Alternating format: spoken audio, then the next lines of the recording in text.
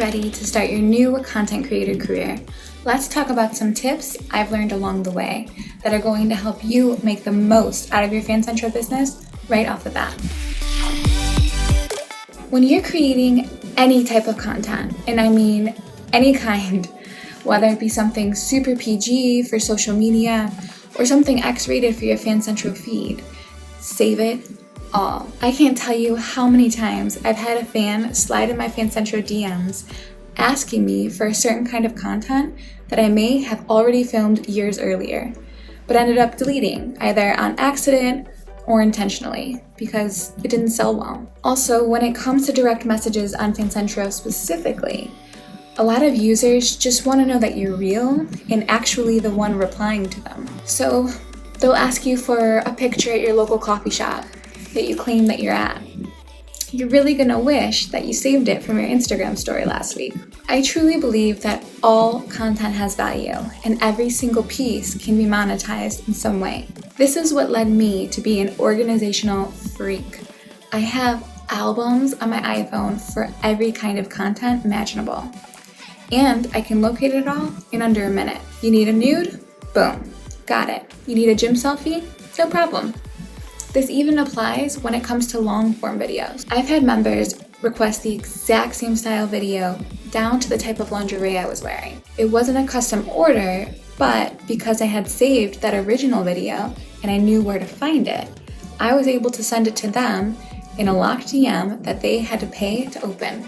And they tipped insane amounts afterwards because they felt like it was made just for them specifically. I'm even telling you to save the content that you filmed in a rush and ended up hating, because in a few weeks from now, when you look back at it through less critical eyes, it may be a bestseller. I know that's happened to me more times than I can count.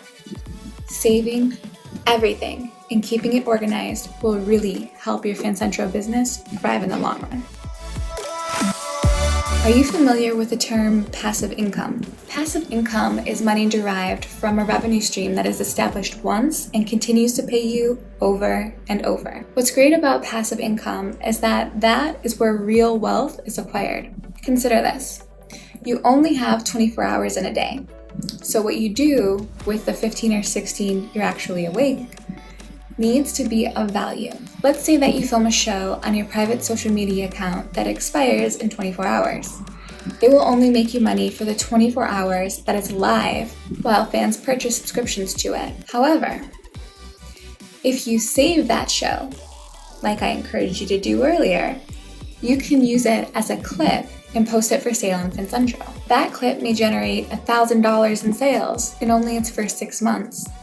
And that's only one clip. Clips are a surefire way to generate money without having to sacrifice a single moment of those waking hours creating something new. If you're not already uploading content and utilizing the clips feature, I really suggest you do. Even if FanCentro isn't your main home for content, just upload all of your old clips and let them go to work for you, earning you money. Now, I want to talk to you about 2 other streams of passive income that you can create on FanCentro that you may not have been considering. Earlier, I walked you through the process of posting content to your FanCentro feed, but I didn't mention a particular option that could turn your feed into passive income.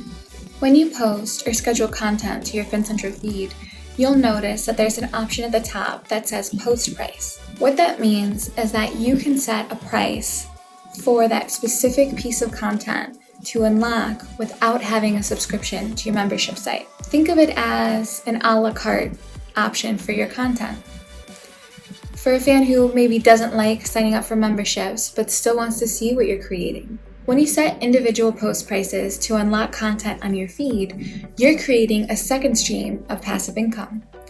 Think about this for a second. That one piece of content you already created and put on your FanCentro feed can now be unlocked and pay you week after week for months or even years to come. This is why it's so important to set post prices when uploading to your FanCentro feed. Why would you eliminate a potential money and sales funnel that costs you 0 minutes of your day to capitalize on? Lastly, this brings me to the third way to make passive income on FanCentro: direct messages. Now, I mentioned DMs earlier when I was telling you about saving everything that you create, but I didn't explain why utilizing DMs can pay you in the future for the same, if not more, than it does in the present.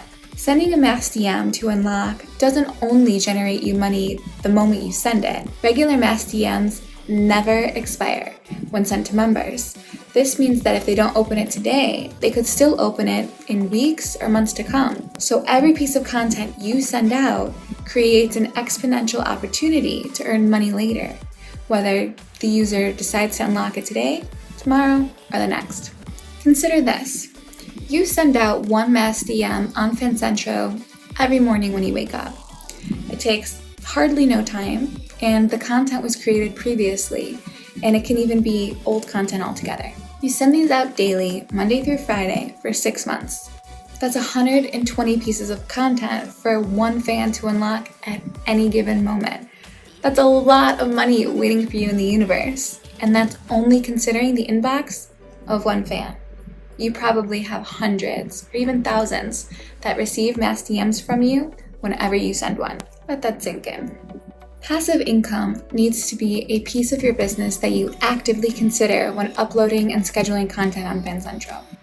Let the hours you spent creating go to work for you so that you can spend your time doing what you do best, which is creating.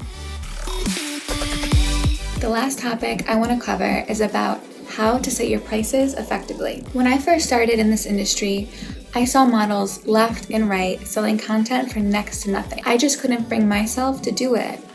Although, when my sales sucked, at times it did get tempting.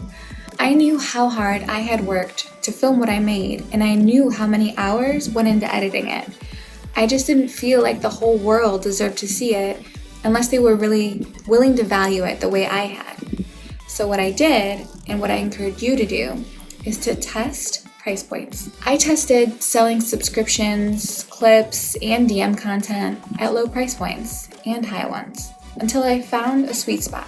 You have to realize that if you set your prices too low, expecting to have more volume in amount of sales, but you don't, you've just devalued that piece of content. Low prices don't always equal more sales.